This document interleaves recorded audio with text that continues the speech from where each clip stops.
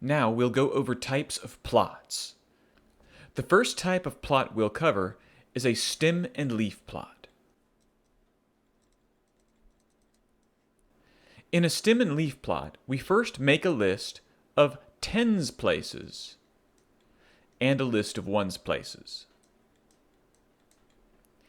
Here's an arbitrary list of 16 numbers. Before we make the list, let's first sort these numbers. We'll use Excel to do this. First, we use the white plus sign to select them all. We click in A1, hold the mouse button down, and move the mouse downward until all of the numbers are selected by this green rectangle. If you make a mistake and move the mouse too far, that's okay. Just keep the button held down, move it back to the left, and release the button once you have the boxes that you're after. Try not to go too far down. You don't want this blank box below the 80 selected, but if you do, it's fine as long as you keep the button held down. We'll release the button, and this draws the green rectangle around our numbers. Now we go to Home, go to the upper right corner of the window to where it says Sort and Filter in the Editing section. Click on Sort and Filter, and we will sort smallest to largest. This will allow us to record our tens places and ones places in order. Note in cell A1 that our smallest number is 25. That means we have no numbers below 25. So we'll put a 0 and a 1, but leave the ones place blank to show there are no numbers that start with 0 or 1. We do have a number that has a tens place of 2 and a ones place of 5, so we'll write 5 in the ones place. Notice that in the list, now after 2, we skip directly to 4, so we have to leave a placeholder for having a tens place of 3, but we'll write no numbers afterwards in the ones place. Then we have a 40, so we'll write in the tens place 4 and in the ones place 0. For 50, we have 50 and 55, so what we'll do is write 5 in the tens place and then list the possible ones places that come after, 0 and 5 for 50 and 55. We'll continue on for 65. Now for 70, we have 70 and then 75 occurring twice. So we'll write 70 and then list 5 twice. For 80, notice we have 80 occurring 3 times and then 5 occurring once. So we'll write 0 3 times and we'll write 5 at the end. For 90, we have 90 and then 95 and 95 again. So we'll write 0 5 5. Then for 100, we'll write 10 for the tens place and then 0 for the ones place. And this is our completed stem and leaf plot. We can also create what's called a dot plot.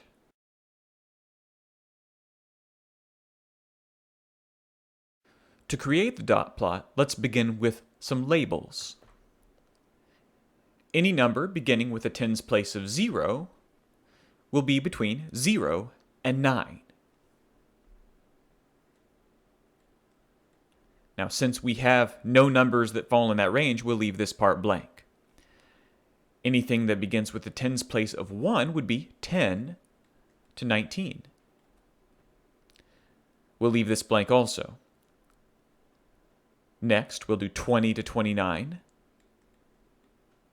Now, we have one data point that falls in that range, so we'll place a single dot afterward. Between 30 and 39, we have no numbers, so we'll leave this blank.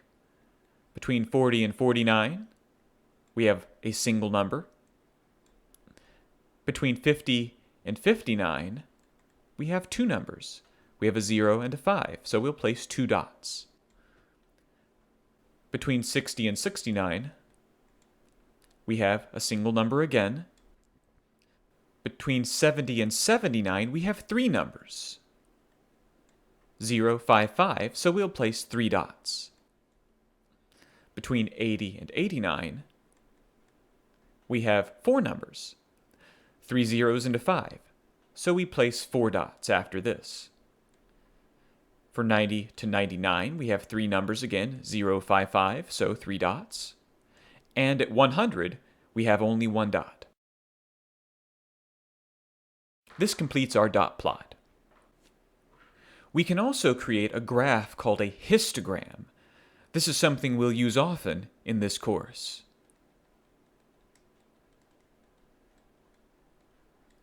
We can make Excel create the histogram for us. However, first we need to do a little bit of preparation. In this first box, we'll enter the same label we had in the dot plot, 0 to 9. Let's enter the other labels quickly.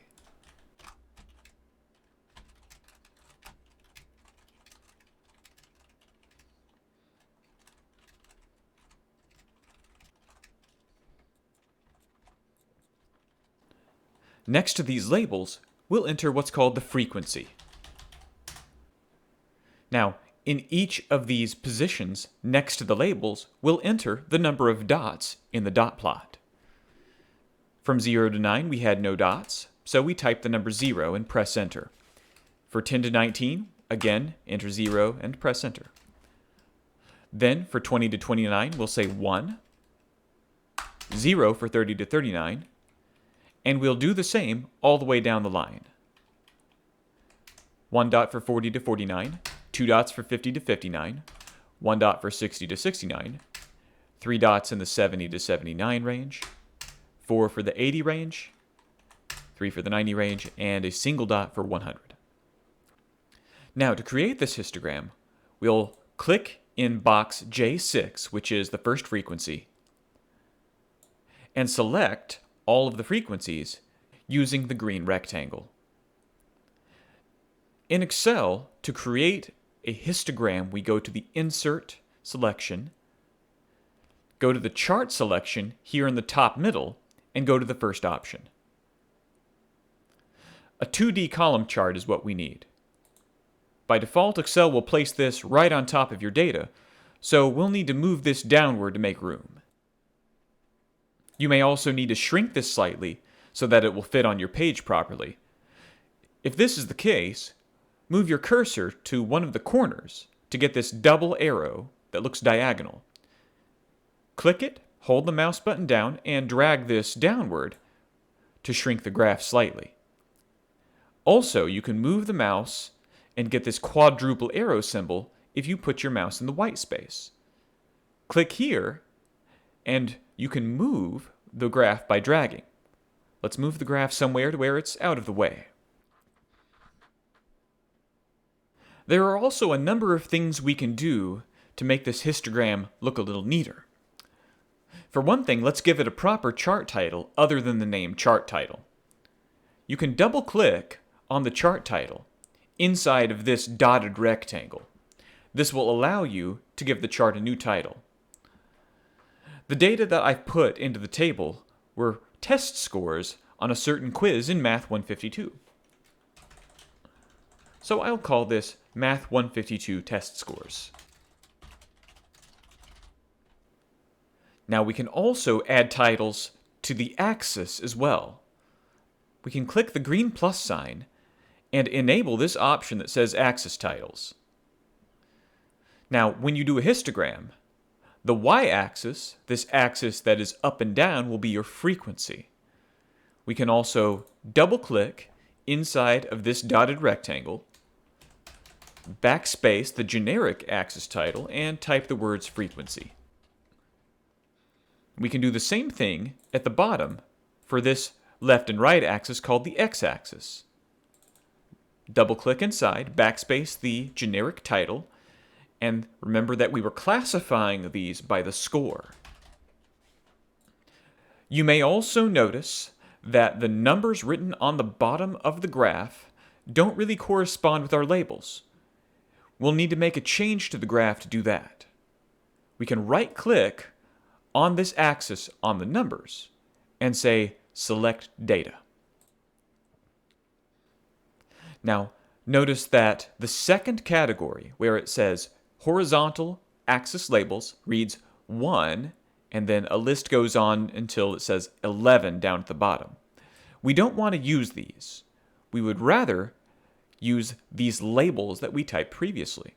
So we'll click Edit in this box and select all of the labels that were next to the numbers.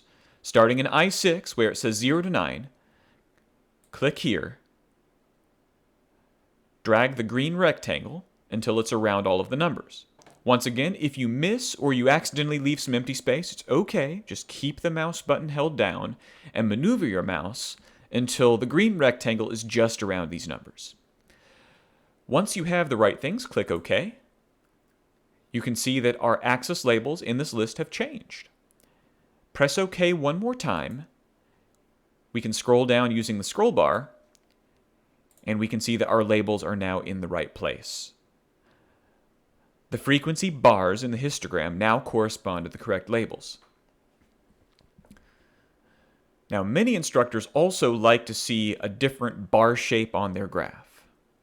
So, with our graph selected, we can also go to Quick Layout, where it gives you a number of options for the layout. In Math 152, we're going to use option number 8 for the larger bars.